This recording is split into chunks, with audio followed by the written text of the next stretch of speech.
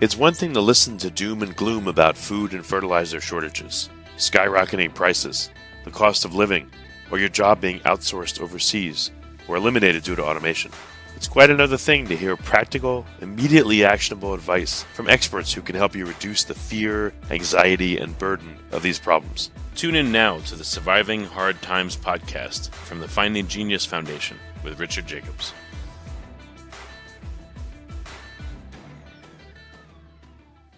Before we begin, a note from our sponsor.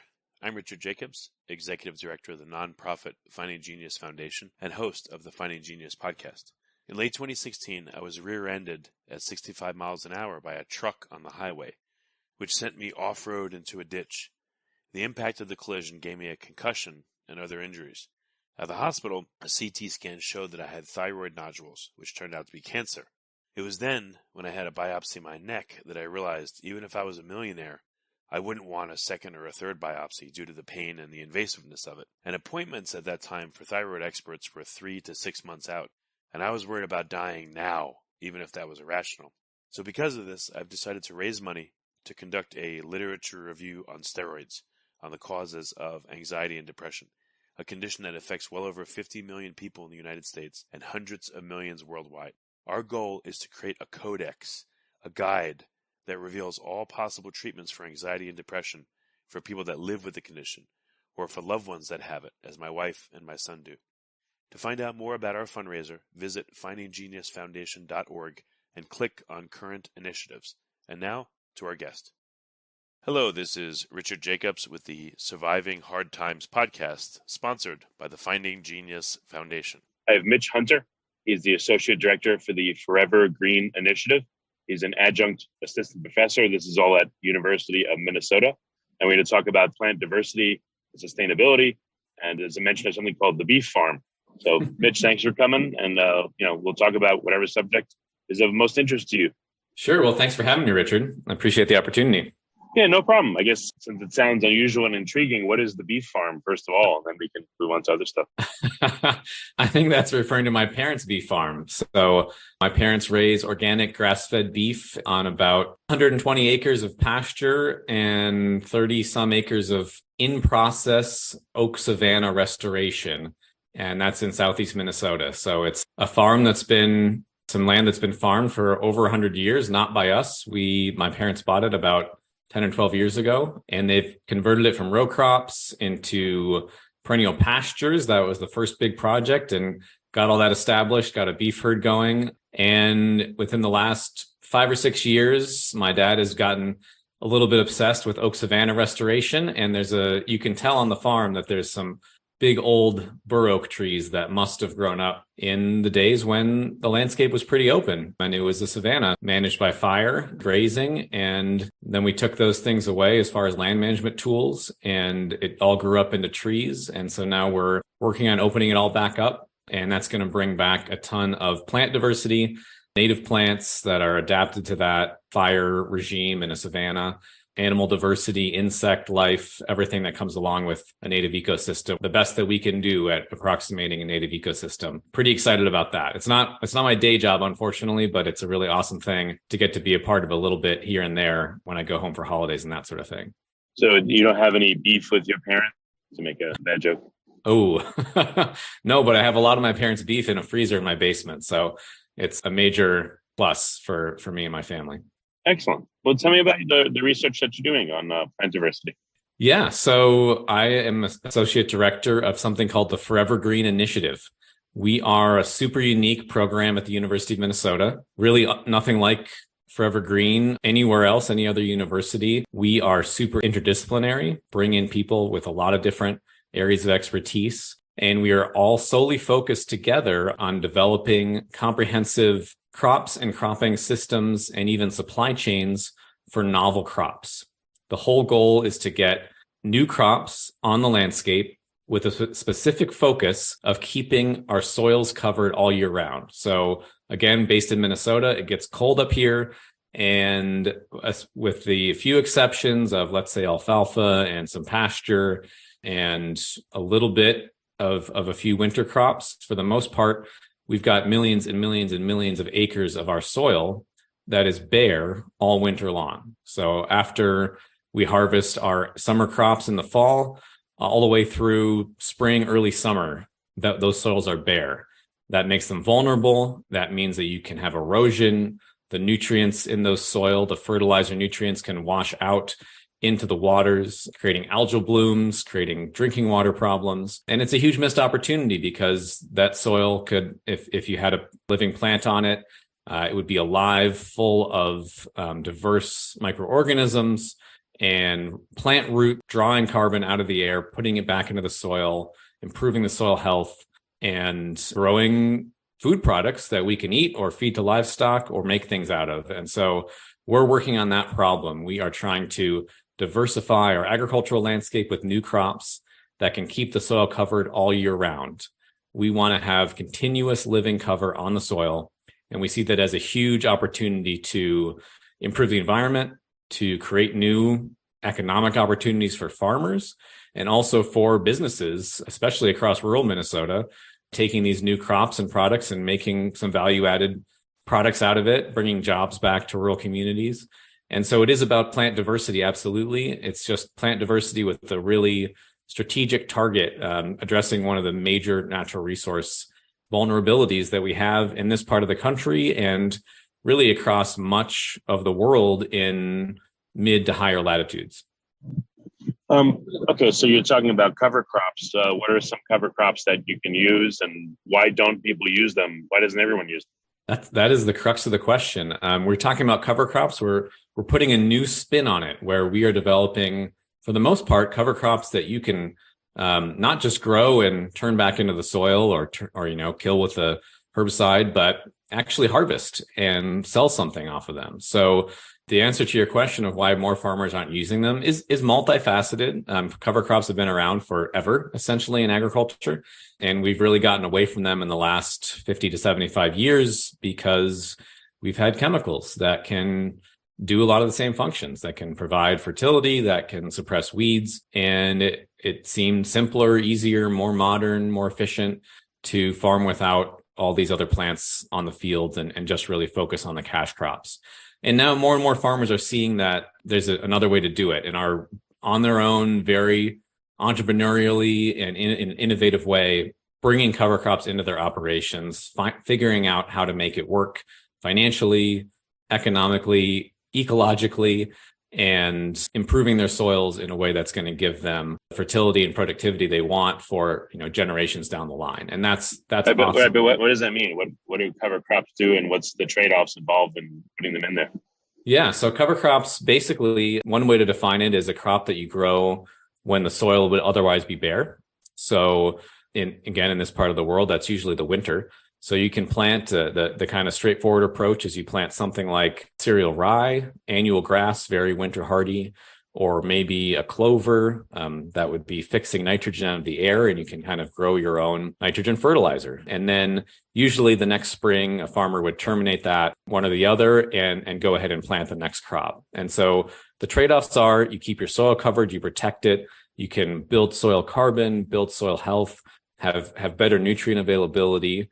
But there's major challenges. It costs money to plant a cover crop. You're buying the seed, you're powering your tractor to go back and forth across the field. It takes time and logistics and can introduce some new variables. So if springtime comes and you're ready to terminate the cover crop, but you just had 3 inches of rain, well, you might not be able to get out in your fields and do that termination. And so now you have to adapt the rest of your system. So it's a real challenge. There's a reason that not every farmer in America is out there growing cover crops. And so what we're trying to do with the Forever Green Initiative is to give farmers more reasons to do that. And we think if we can make these winter cover type crops and novel perennial crops profitable, many more farmers will be interested in giving it a try and will stick with it over time. They'll see a lot of those same benefits for their soils and their production systems, but also, a direct benefit to their bottom line, which is critical as well. Okay. What kind of cover crops are good for which crops or which climates? And again, how does this work? And what would be the benefits of doing this and how? Yeah. So it depends a bit on, whatever crop is coming next. So there's a lot of factors, but I think the biggest one that often drives how people select cover crops is, which crop is going to be grown next. So if you're going into something like corn or wheat, a grass crop, or really anything except a legume, just as a reminder for folks, legumes are a family of plants that have a kind of magical ability to fix nitrogen. And it's because they have a certain strain of microorganism, of bacteria that lives in their roots. And so they build this cool synergistic relationship with these bacteria, and they feed those bacteria with extra energy. The bacteria take nitrogen out of the air where it's not available to plants, and they transform it. And so directly in the plant root, those plants are being fertilized. And that's an incredible asset that we need to use much more effectively in agriculture. So one way to use it is to grow an actual legume as your cash crop.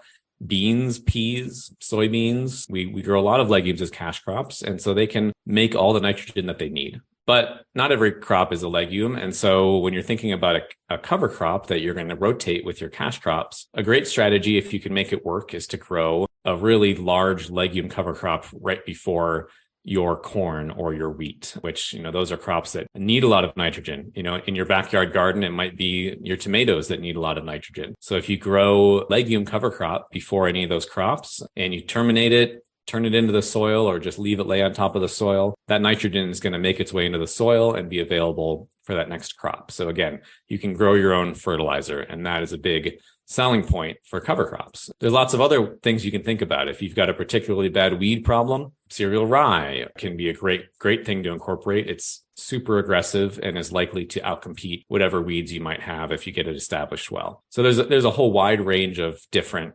considerations that a farmer or a gardener might think about when deciding to plant cover crops. But you can be targeted. You can be prescriptive, and, I want a certain function, I want a certain outcome, and so I'm going to pick a certain species. And I think that's a very powerful way to approach it. Yeah, but do you have to tend to the cover crops? You're not trying to get yield out of them. So is it that hard? You plant them and you just kind of let them grow as they grow, water them a bit, but not do much for them. And then you till them into the soil for the real crop you want to grow. And then you're paying all kinds of attention and, babysitting the crop to make sure you have maximum yield. You're about right. Cover crops in the typical sense are pretty low maintenance. You do have to get them planted. You shouldn't, one shouldn't discount how hard that can be, especially if you're farming on a larger scale to cover hundreds of acres, putting the seed down for a cover crop in the fall after when you're in the middle of harvesting your other crops. That's crunch time. You see a lot of farmers out, deep into the night with headlights on during harvest season. So it is a commitment. It is a bit of a challenge, but you're right. Once it's in the ground, usually you can kind of forget about it until the next spring when you go in to terminate. And that's, again, for the traditional model of cover crops. At the Forever Green Initiative, we're kind of trying to turn that model on its head and think about your winter crops as cash crops. So again, keep the soil covered, potentially feed it with some of the leguminous crops we're working with, and certainly build soil carbon, build a lot of those soil health benefits, but then have something to harvest. And if you're going to treat your cover crops that way, you do need to treat them like a crop, basically. It's a winter crop, it's a rotational crop. And what we're doing is taking species that have been forgotten, or even in some cases, wild species, and domesticating them so that farmers have a more functional, better toolbox of these winter crops and perennial crops than they've ever had before. So that it's not a sacrifice. It can be profitable. It can fit with the rest of your rotation. And yeah, it is going to require management, but that's what farmers do every day. So they're up for it, I think, especially if there's a good return on investment at the end of the day, and they see their soils improving at the same time. Well, people grow peas and legumes for harvest. What could be learned from people that actively grow these things? Even to some people that, like, one man's trash is another man's, treasure, or one man's cover crop is another man's main crop. Absolutely. No, I think you're exactly right. We need to blow up those categories a little bit, and certainly learn from the growers who've been producing these crops for a long time.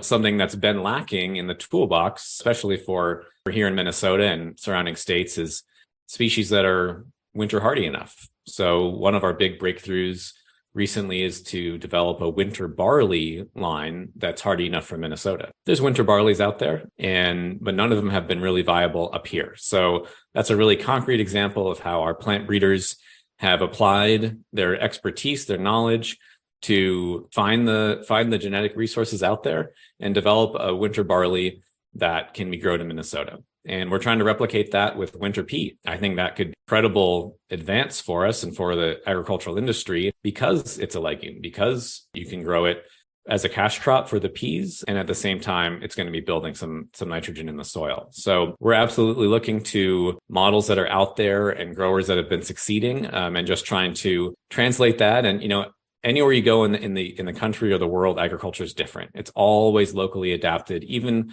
a corn grower in northern Minnesota and a corn grower in southern Iowa do things differently. And so we need to put options on the table, put tools out there that are going to work in our systems, in the diversity of our systems, and that are really targeted to the gaps in those systems. And that's what we're working to do with plant breeding, with basic genomics and agronomics, all the way through food science and supply chain development, which is what it takes to get these crops out on the landscape. What happens during the winter, though? I mean, can anything survive in Minnesota? What happens to the ground? It can. It's really pretty impressive. Some of our plants, as long as they germinate in the fall, get out of the ground and have 1 or 2 leaves on them, they can survive. They're just incredibly winter hardy. Now, they're not actually growing. They're in a dormant state when they're covered in snow or frozen, but it doesn't take long when the air temperature and the soil start to warm up in the spring. It doesn't take long to see those leaves turn green again and new leaves come out. And that time frame, that very early spring time frame, is a perfect illustration of why this matters. You go out there in April and the rest of the landscape is bare dirt. Maybe for folks who are practicing no-till, there's some crop residue on the surface, and that's great, but there's nothing growing. And in our fields, our crops are greening up. They're working on covering the soil. They're using the sunlight that's coming in. The roots are taking up nitrogen and keeping it from washing away. And that early spring and the fall are some of the most vulnerable times in the year for loss of nutrients to waterways. So our crops target that. They're on the landscape, they're growing and really providing a service when it's needed most of protecting the soil and taking up nutrients. Well, what do you do if it's negative 40 degrees outside and everything's like frozen to death? There's a cover crop, but it's combined, I guess, with like rock hard frozen soil mixed in with, maybe ice. Like, what do you do? Well, that's the time of the year when farmers, at least crop farmers, really can take it easy. It's you trust, if you have varieties that are winter hardy, you trust that those plants are dormant and will spring right back. The soil's not vulnerable when it's frozen. So that's a good thing. Frozen soil doesn't wash away, and nutrients don't leach through because the water's not moving through it.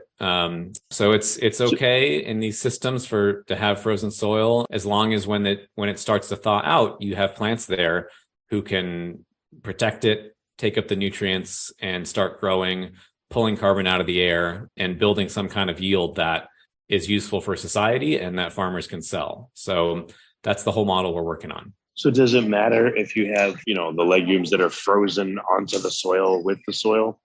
Should they be planted as early as possible so that when the real freezes come, that they're there, but again, frozen in place? Or what do you do when you're going to have this incredibly cold state where nothing will be living or doing anything? Yeah, well, there is a benefit to planting early where possible. And that's one of the challenges with cover cropping in general, especially in much of our farming regions. We're dominated by summer annuals. Corn, soybeans are the classic examples, but others as well, sugar beets and wheat in some places, where they really use up the whole growing season. And so it's challenging to get in there and get something planted in the fall with enough time for it to grow and put on some size. And, many plants do better getting through the winter if they have a little bit of size. That just gives them extra reserves to draw on. So that's a challenge. So if you have a rotation that leaves that window open, that's kind of the best case scenario. You can maybe plant your, let's say, winter peas in late August, early September in this part of the country. You'll get plenty of growing season for them to establish, put on some leaves, start to cover the soil, and be ready to jump up the next spring. They wouldn't get in until mid-October, late October. It's just probably not enough time for that to happen. So the timing challenges are real. We've got to get an opportunity to get these crops established. And that's why we look at things as a system. So it's not just about one or two crops that are a magic bullet and they do everything on their own. It's really about designing whole cropping systems and rotations that fit together and that create those windows. So, for instance, one of our species that we work with is called camelina. And so we have a winter camelina. It's similar to canola. It makes a small seed that's packed full of vegetable oil. So you grow it and harvest the seed, and then you can crush it for vegetable oil. Very, very desirable. There's kind of a global shortage of vegetable oil right now. There's so much demand. And so we're developing that crop to be grown over the winter. It's super winter hardy, but we have to think about how it fits into the whole system. And if you just wait for camelina to be mature and then go plant something after it in early July, that's a little bit tricky to grow much of anything of value starting in early July. You're just too late. So what we've done is develop a system where we can relay crop. We actually plant the next crop of soybeans before the camelina is harvested. So the two crops are growing in the field together at the same time. And we've figured out systems where you can come in and harvest the camelina above the soybeans. You take that off the field. The soybeans now are free to grow. They're already established, and they can yield almost as much as a regular soybean that doesn't have this companion crop in the beginning. So that's just one example of how we're thinking about the whole system and how it fits together. And I think that's going to be a key to success. Does anyone grow these cover type crops year round? I guess there are big farmers of peas and other cover crops, right?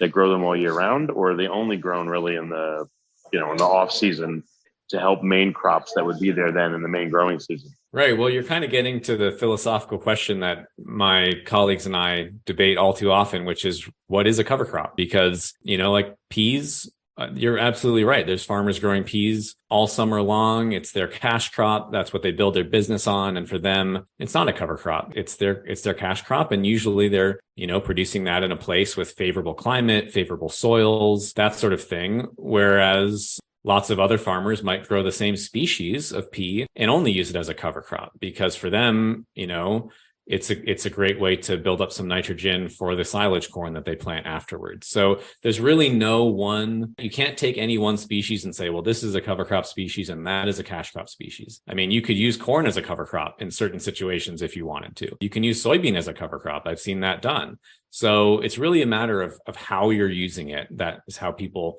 typically think of it. And, the long and short of it is that we have 90 million acres of corn or soy or so, 80 million or 90 million acres of soybeans. So about 90 million acres of both in this country. That's a huge amount of acreage. Those are the two biggest. Below that, it starts to drop off pretty quick, but still tens of millions of acres of wheats. In many cases, those are grown in a way that leaves the soil bare in the winter. So that's really the situation where you need to have a cover crop of some kind, or else you have something growing on the fields for 4 to 5 months out of the year, and the rest of the year they are bare. And that's just a major liability, a major risk, something that we can improve on in a way that helps farmers, that helps the environment, that even puts more product on the market to address some of those shortages I mentioned. And so, cover crop or not, what species it is kind of beside the point. The point in my mind is to come up with new systems that keep that soil covered all year round. And so we're doing exactly that. We're working on species that you can plant after corn. It's not always easy, but something we're working on. You can put something in right between corn and soybeans, or after wheat and before corn, and always have something green and living growing on the soil, because it's so critical to protect that soil. I mean, the soil, unfortunately, is washing away faster than nature is rebuilding it. And I don't know when. Some people say 60 years or less when it's all going to be gone. I think that's maybe a little bit alarmist, but it's going away. And that soil is the foundation of our civilization. We all have to eat one way or the other, and it all comes from the soil pretty much. So we need to be a lot more proactive. We need to be thinking deep into the future as we think about how we manage our soils today. And a critical piece of that is keeping soil covered all year round. Now, if a farmer can figure out how to do that with a cover crop that they terminate and that works with their system, that's awesome. And I think there's a place for some for-profit cover crops, some cover crops that you get to harvest for the farmers who need that in their system in order to take this leap and move to continuous living cover. So that's what we're working towards with annuals and with a variety of pretty awesome, pretty compelling new perennials. So we've got a perennial cousin of wheat. We're working on a couple of different approaches to a perennial sunflower. We've got perennial flax that's already being evaluated to be commercialized. And so that right there is a total marriage of a cash crop and a cover crop. It does both, and it does it for multiple years in a row with no tilling required, no replanting. So there's real potential here to have a pretty dramatic impact on the structure of our agricultural system and huge benefits for our society, for the environment, and not doing it in a way where we're at all blaming farmers or putting a whole new burden on them. It's creating new opportunities for farmers. And we take that very seriously, and we want to make sure we're putting out crops that really work for farmers. So that's our goal. And it is in a way to ultimately marry the concept of cash crop and cover crop, so you get the benefits of both. Are there any cover crops you could plant amidst the regular crops? It may impact yield a bit, but maybe it'll offset the amount of fertilizer needed, and it'll act as a cover crop and maybe a weed diminisher, or a weed, I don't know what you call it, keep them in abeyance while the regular crop's growing. Absolutely. Yeah. We do have one species we're working on that does exactly that.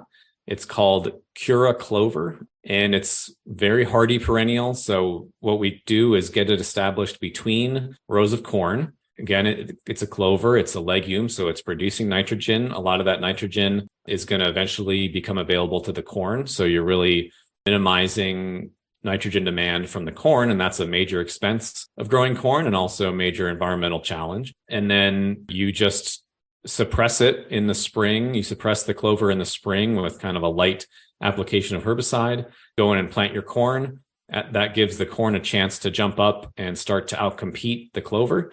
Clover lies dormant on the field or kind of grows slowly during the period of the year when the corn is very tall and is very totally shading the ground. Not much can grow there at that time of year, but this Cura clover is resilient to that. It can live through that period. And then in the fall, when you come back and harvest the corn, the clover is already established and ready to take up nutrients in the fall, capture sunlight, keep the soil covered, and survive the winter and do it all again the next year. So very promising system. Some kinks left to be worked out of that, but yeah, it's absolutely one of the approaches that we're exploring. Well, very cool. Well, what's the best way for people to find out more about your work, Mitch? Where can they go? Yeah, so you can go to our website. It is forevergreen.umn.edu, or just Google Forever Green Initiative. Should come right up, and we have information there about all of the 15 plus different crops that we're working on, kind of the overall vision. You can get in touch with us. You can, especially if you're working in the food industry, connect with us in terms of accessing products. If you're a scientist and want to collaborate, we're always looking for new collaborators. So yeah, recommend going to our website, forevergreen.umn.edu, and getting in touch. Very good. Mitch, thank you for coming on the podcast. I appreciate it. Absolutely. Thanks for the opportunity. Take care. Before you stop listening, ask yourself, what are one or two useful things you heard on this podcast that can help you overcome food and fertilizer shortages, skyrocketing prices, the cost of living, or your job being outsourced overseas or eliminated due to automation? Please like and subscribe and tell your friends and family about their Surviving Hard Times podcast. We're all going to need help now and in the near future.